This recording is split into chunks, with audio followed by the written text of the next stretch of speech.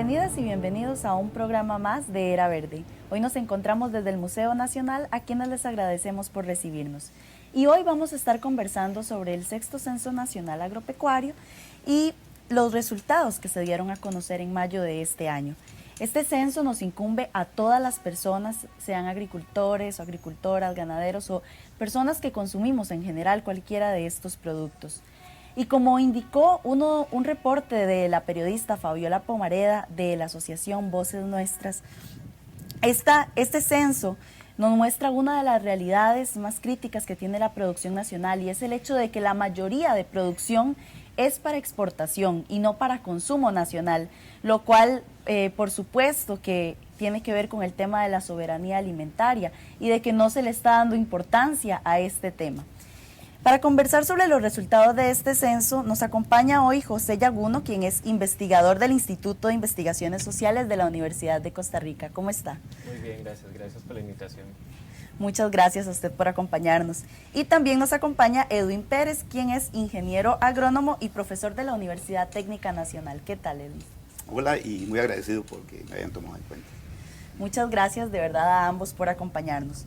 Y bueno, para comprender un poco mejor sobre este Censo Nacional Agropecuario, hemos preparado la siguiente cápsula que muestra sus características generales. Por ahora vamos a hacer un pequeño corte y volvemos con más de Era Verde. El Instituto Nacional de Estadística y Censos de Costa Rica, INEC, es la entidad responsable de la gestión de las estadísticas nacionales. El INEC ha realizado en total 6 censos nacionales agropecuarios. Y aunque se recomienda que se hagan cada 10 años, en Costa Rica no se llevaban a cabo desde el año 1984.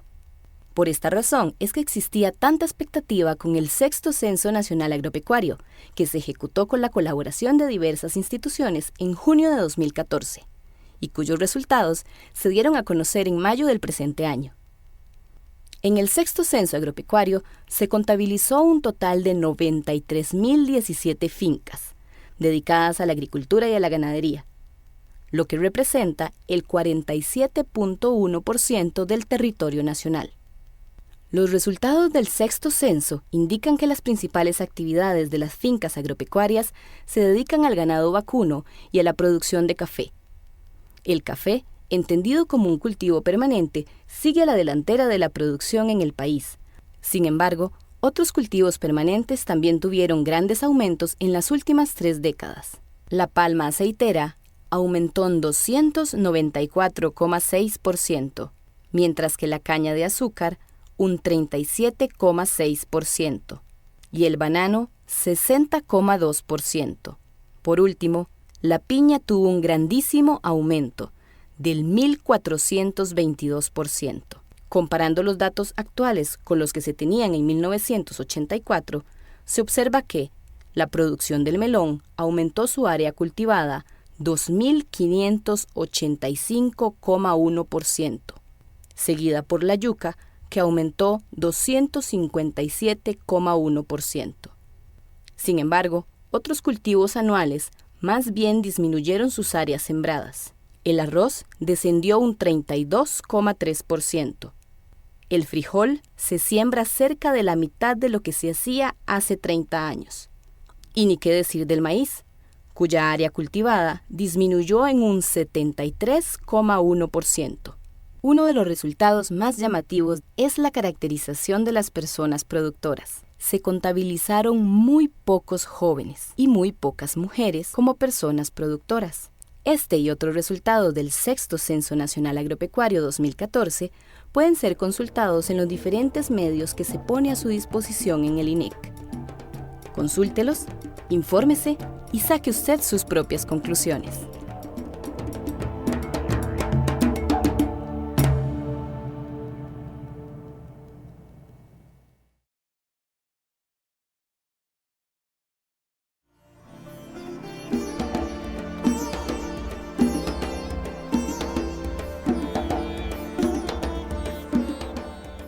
Estamos de vuelta acá en Era Verde y seguimos conversando sobre algunos de los resultados del sexto Censo Nacional Agropecuario 2014. Una de las razones por las cuales este censo, realizado por el Instituto Nacional de Estadística y Censo, INEC, ha provocado gran expectativa es precisamente porque desde hace 30 años no se generaban datos sobre el sector agropecuario. Iniciamos esta conversación retomando uno de los resultados importantes que arroja el censo. Si comparamos el dato que se tenía en 1984, vemos que el área de producción agropecuaria se redujo de un 60% a un 47%. José, ¿qué factores considera usted que han influido para que se haya reducido en este porcentaje? Sí, la reducción del área tiene que ver con muchas cosas, ¿verdad? También depende de la región del país que estemos hablando, porque en cada región, en la zona norte, en el sur o en el Atlántico pueden haber cuestiones, digamos, como diferentes, pero a nivel general yo creo que lo que ha afectado es, por un lado, la urbanización. Hay muchos lugares que se han urbanizado, se han construido, digamos, como más viviendas y ha cambiado el uso del suelo en muchos de estos lugares, sobre todo en los asentamientos campesinos. Otra cosa también es que se ha reducido el cultivo, se ha reducido el área, digamos, como productiva.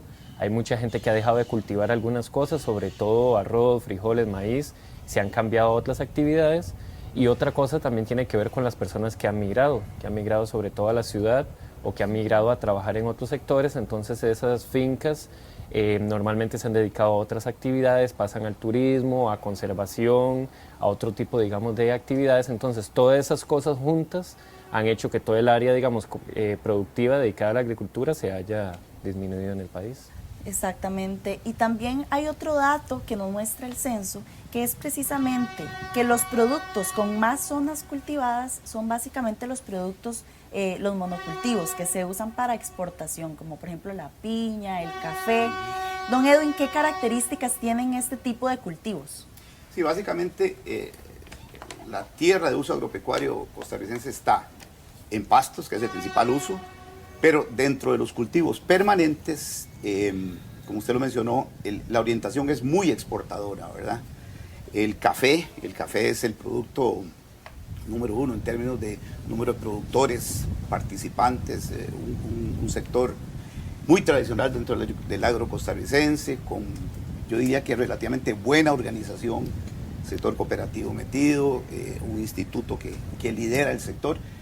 Con el café, el país ha sido exportador primordialmente, basado en calidad. En los otros es un poquito distinta la estructura, ¿verdad? Ahí tenemos transnacionales en banano, transnacionales en piña, tenemos grandes grupos corporativos en caña de azúcar, ¿verdad? Entonces, como que la organización de esos otros cultivos es un poquito distinta a la del café, pero sí, muy orientados al tema exportador. Bueno, y siguiendo precisamente con el tema de los cultivos permanentes, otro dato importante es que el área sembrada, por ejemplo, por palma aceitera, aumentó en casi un 300%, y el de la piña aumentó en un 1.422%. Son datos realmente muy importantes, realmente fuertes. José, ¿qué podemos inferir de este dato y de las políticas de Estado? ¿Podemos inferir que responden a los tratados internacionales que potencian este tipo de cultivos? Sí, bueno, responden a los tratados de libre comercio, pero también en las políticas que empezó a impulsar el Estado en los años 80. Es muy importante saber que la última vez que se hizo el censo, que fue en 1984, fue precisamente los años donde se empezaron a hacer, digamos, las transformaciones más importantes en agricultura. Este tipo de cultivos, como la palma y como la piña, están en manos de las mismas empresas, como lo mencionaba ahora Edwin. Son empresas muy grandes, son por ejemplo la Corporación Dole, Del Monte y Chiquita, que son tres de las compañías agropecuarias de exportación de frutas, sobre todo más grandes del mundo, y ellos mismos son los que tienen divisiones en banano, en palma y en piña. Entonces digamos que responde a esa diversificación interna de las empresas, pero que fue acompañada de una promoción del Estado costarricense, sobre todo con algo que se llamó los CATs, los certificados de abono tributario, que fueron como incentivos que se les daban a estas empresas para que exportaban, y digamos se les daban incentivos de no pagar impuestos, subsidios en algunas cosas. Entonces esto hizo que estos cultivos particularmente crecieran, digamos tenían un gran mercado y tuvieron un gran apoyo, y entonces crecieron mucho para la exportación. Y bueno, en los últimos 20 años se han firmado muchos tratados de libre comercio y precisamente han terminado como de amarrar, digamos, las condiciones en que estas compañías exportan y en que se venden sus productos a otros países. Sí. Tal vez agregar que estamos en un país tropical y son cultivos tropicales. Entonces, en alguna medida el país tiene ventajas comparativas para producir cierto tipo de cultivos. Y hay una tecnología desarrollada en el país también que ha apoyado esos desarrollos, una tecnología agropecuaria, ¿verdad?, de producción, de procesamiento, de comercialización, ¿verdad?, que ha contribuido a que hayamos sido exitosos también en esas áreas. Quería agregar ese comentario. Claro, nuestro país tiene muchas condiciones que lo hacen ser atractivo para este tipo de producción. Bueno, y hablemos ahora del sector pecuario, es decir, de la producción de ganado. El censo demuestra que 2/3 partes de las tierras de uso agropecuario son fincas ganaderas y que la mayoría de estas fincas tiene un tamaño promedio de 30 hectáreas cada una. Edwin, ¿qué inferencias podemos hacer a partir de esta información? Sí, este es un tema de mucha relevancia. El sector ganadero sigue siendo el principal usuario de la tierra agropecuaria de este país, pero hemos disminuido. Qué sé yo, en los 70s eran 3 millones de hectáreas en pastos, ahora tenemos 1.300.000, de manera que ha habido un descenso en el uso de la tierra en ganadería, y eso es bueno porque mucha de esa área que se liberó de ganadería está en conservación, está en protección de aguas, está en protección del bosque, en promoción de biodiversidad. Pero, ojo, es el principal uso agropecuario. Entonces tenemos una inmensa responsabilidad por explotar mejor esa tierra que está en ganadería. Actualmente el uso de la tierra en ganadería es muy extensivo. Debemos incorporar tecnologías que nos hagan hacer un uso más intensivo del recurso. Pero también recordar que producimos 2 alimentos que son muy importantes para nuestra población. Fuentes proteicas de mucha calidad, carne y leche, que es relevante producir, ¿verdad? Exportamos algo, pero lo principal es que alimentamos bien a nuestro pueblo, entonces son rubros relevantes para el bienestar del país. Claro. Bueno, y vamos a seguir hablando sobre este tipo de datos que nos arrojó el censo, que son muy interesantes de analizar, pero de momento vamos a hacer aquí una breve pausa y seguimos con más de Era Verde después del corte.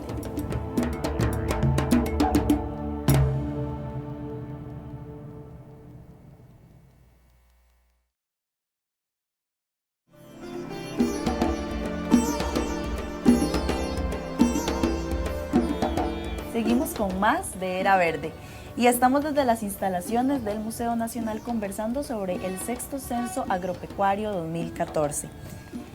José, en el análisis que ustedes hicieron sobre este censo, llamaron la atención sobre la invisibilización del trabajo de las mujeres en el sector agropecuario. ¿Cuáles fueron las dificultades que ustedes encontraron en la conceptualización de este instrumento que no muestra a las mujeres dentro de los datos y dentro del sector agropecuario? Sí, bueno, esto es una realidad del agro, es una realidad de la sociedad costarricense que ha estado siempre presente, ¿verdad? Y eso tiene que ver con que la legislación se cambió hace muy poco, hasta mediados de los 90 todavía la tierra, cuando se titulaba tierra que fuera del IDA, del Instituto de Desarrollo Agrario, solo los hombres podrían, digamos, como ser titulares de la tierra. Eso se fue cambiando a mediados de los 90, pero digamos que es una situación que todavía la legislación no ha avanzado demasiado en muchos lugares, entonces esa situación sigue siendo. Los datos del censo nos demuestran que la mayoría de la tierra está titulada a favor de los hombres. Y una cosa que estuvimos analizando es que a la hora de que se preguntan la información sobre el censo y que las mujeres y las compañeras también responden, hay una invisibilización del trabajo de las mujeres precisamente porque hay muchas actividades que no están contempladas como las actividades, digamos, como más grandes de las fincas, como el cultivo particularmente o la cosecha. Hay muchas actividades que tienen que ver con el cuidado de las semillas, con la escogencia de las semillas, con la alimentación de los animales, por ejemplo, las gallinas, los cerdos, otras actividades como las plantas ornamentales, otras plantas que se utilizan, digamos, para el cultivo. Todas estas actividades que están ligadas, digamos, al mantenimiento del agro, de las fincas, normalmente no son contabilizadas, digamos, como trabajo agrícola grande, digamos, sino que son como pequeñas actividades que se ven como complementarias. Entonces, creemos que ese tipo de cosas hacen que parezca que el trabajo de las mujeres es muy poco en el campo, cuando en realidad es un trabajo bastante grande, y sobre todo pensando que también hay muchos lugares donde básicamente las unidades familiares, las familias campesinas son las mujeres las que no solo cultivan, cosechan, sino procesan los alimentos, etcétera. Entonces hay un gran trabajo, digamos, y aporte de las mujeres en las actividades agrícolas. Entonces el llamado de atención es como para darnos cuenta de este tipo de cosas y para dar la discusión, la reflexión y también crear instrumentos adecuados, digamos, para poder recuperar estas experiencias. Sí, porque además es todo un tema que históricamente Sí. se invisibilice, la participación que tienen las mujeres, que es tan importante Claro. en estas áreas. Y uno de los resultados también muy alarmantes que arroja el censo es precisamente que los productos que más consumimos las y los costarricenses han disminuido su producción, ha disminuido en los últimos 30 años. Por ejemplo, tengo datos aquí de que el maíz es uno de los casos más críticos, pues de 1984 al 2014 el área sembrada disminuyó en un 70%. Entonces estamos hablando de que, por ejemplo, este caso, el maíz, la yuca y el frijol han disminuido drásticamente su producción. Edwin, desde su punto de vista, ¿se podría o se debería incentivar la producción nacional de este tipo de productos, o se debería seguir la lógica de importarlos de otros países en vez de producirlos acá en el país? Sí, ese es un tema de mucho debate en estos tiempos, ¿verdad? Usted menciona los dos productos que han sido tradicionales de la agricultura costarricense y que hemos dejado sembrar: maíz y frijol, ¿verdad? El frijol muy relevante en nuestra dieta diaria. Importamos, qué sé yo, casi el 80% del frijol que consumimos, ¿verdad? Y el maíz, que es muy importante, bueno, no tan importante en la dieta nuestra del ser humano, pero fundamental en la dieta de los animales, ¿verdad? Tanto pollos, cerdos, como suplemento importantísimo para la producción de leche. Entonces, es una decisión como de sociedad, ¿verdad? Los frijoles, ok, tomamos la decisión de comprarlos baratos de donde nos los vendan, o tomamos la decisión como país, como sociedad, de que los vamos a pagar un poquito más caros, pero tenemos un montón de costarricenses involucrados en la producción, en la comercialización, y todos nos beneficiamos con el hecho de consumir alimentos producidos en el país. Esto es como una muerte anunciada, porque está definido por los tratados de libre comercio y por negociaciones que ya se hicieron, ¿verdad? Si uno compara, por ejemplo, estos dos cultivos, maíz y frijol, con arroz, la situación del arroz es muy distinta. ¿Y por qué la situación del arroz es muy distinta? Porque hay toda una organización que logró negociar que el arroz se defienda como cultivo nacional y se produzca en el país. Hay todo un debate sobre eso. Nos dicen que el arroz afuera a veces es más caro, pero a veces es más barato. ¿Por qué nos obligan a los consumidores a comprar un arroz más caro? Bueno, porque hay 55,000 hectáreas sembradas de arroz, hay miles de costarricenses que trabajan en la producción, en el procesamiento, en las arroceras, en las cosechas, y todo eso tiene un valor dentro del quehacer del país que debemos visibilizar y que debemos creer en él, ¿verdad? Pero hay opiniones de opiniones. Si usted estuviera entrevistando a otras personas, me imagino que tienen opiniones distintas. Yo soy un fiel creyente de que sí tenemos que producir por lo menos algunos de los alimentos básicos que consumimos. Y esto nos lleva precisamente a plantearnos estas alternativas que surgen desde varios sectores para la producción, para incentivar el tema de la seguridad y la soberanía alimentaria, por ejemplo, que son conceptos muy importantes y que me gustaría que retomáramos. José, ¿qué se necesita en este país para que podamos desarrollar propuestas sustentables y más solidarias, y además aprovechar que en el país tenemos las condiciones que mencionábamos al inicio, climáticas, tenemos tierras fértiles y que se pueden aprovechar para producir lo que consumimos?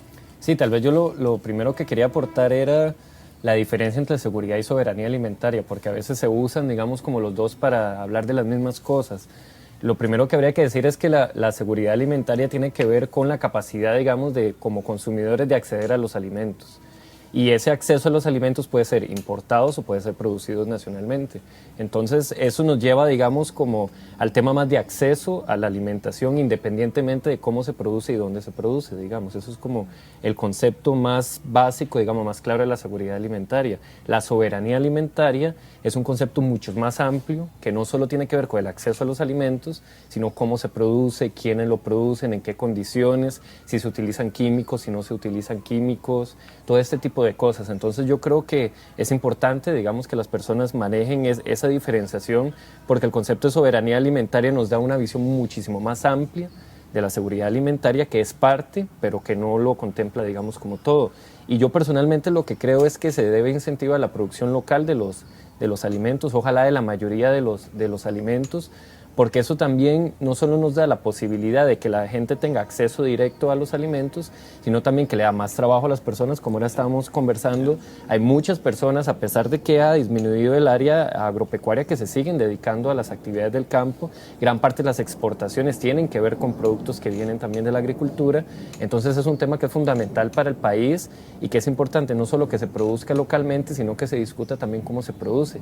Y ya hay algunas iniciativas en las comunidades, en algunas pequeñas localidades de producción agroecológica, sin químicos, a pequeña escala, de producción familiar, de mercados locales. Son como iniciativas que están muy aisladas, lamentablemente, en el país, pero que habría que ver cómo se pueden como ir uniendo, digamos, y ir haciendo como redes de producción local que fueran creciendo poco a poco. Y que es muy importante el tema de la producción y también el del consumo responsable, que las personas empecemos a informarnos y saber de dónde viene lo que estamos consumiendo. Y don Edwin, desde su experiencia, ahora que estamos hablando de la producción nacional y su experiencia en territorios rurales, ¿cómo han logrado mantenerse las y los pequeños productores si sabemos que no tienen facilidad para acceso a créditos, que no tienen apoyo en sus sistemas de mercado, que realmente es difícil competir con grandes empresas transnacionales? ¿Cómo han logrado sobrevivir? El pequeño productor, no solo en Costa Rica, ¿verdad? En todo el mundo, ahora hay una palabrita que está de moda, resiliente. Es un productor resistente, es un productor que se adapta, que se diversifica, tanto en los cultivos, en lo que hace dentro de la finca, como en lo que puede hacer afuera, tanto él como su familia, ¿verdad? Entonces, ¿qué encuentra uno en Costa Rica en el campo? Encuentra que los muchachos se educan, ¿verdad? Salen a la ciudad, trabajan, entonces les ayudan a sus padres en la finca. Encuentra que en muchos casos, como muy bien lo decía José hace un rato, el señor tiene su parcela y vive en la finca, pero trabaja afuera. La señora es la que está a cargo del trabajo cotidiano en la finca. O sea, ha habido adaptaciones, no solo hacia lo interno de la finca, que ya no siembro solo esto, sino que siembro 3 cosas para tener menos riesgo. Además, ha habido adaptación en el concepto de que no trabajo solo en la finca, sino que tengo opciones fuera, ya sea en las ciudades o en las comunidades cercanas, que me permiten mejorar la economía familiar. Hay una complejidad importante en la economía familiar rural que no la vemos mucho, que no la vemos desde la ciudad.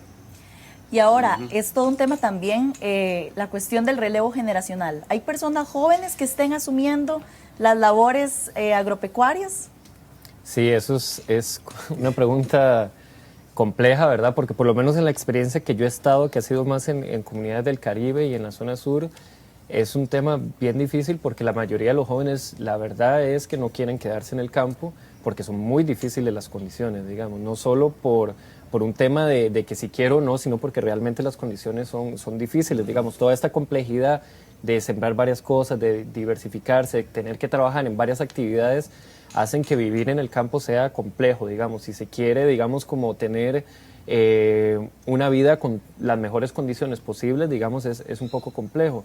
Además de que también, lamentablemente, la educación en nuestro país, en las zonas rurales, no está especificada para las zonas rurales, sino que cada vez, por ejemplo, los cursos de agricultura de los colegios se han ido quitando.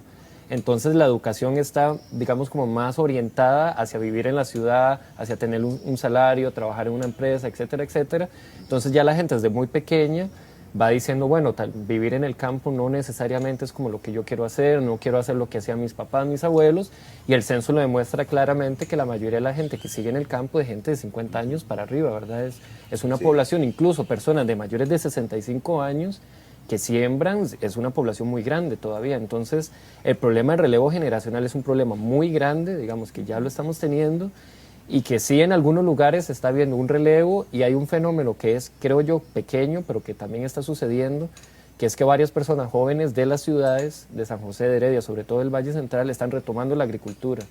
El INA en esto ha hecho un trabajo bastante importante, el Centro de Agricultura Orgánica, y ya hay algunas redes, digamos, de jóvenes que en las ciudades también están empezando a sembrar en patios, en zonas muy pequeñas, digamos, empezar a intercambiar cosas. Entonces hay como un relevo, pero ese relevo es muy pequeño, digamos, por lo menos es lo que creo yo, con respecto a lo que debería ser el relevo en general en el campo. Entonces es un tema que es bien, bien complicado.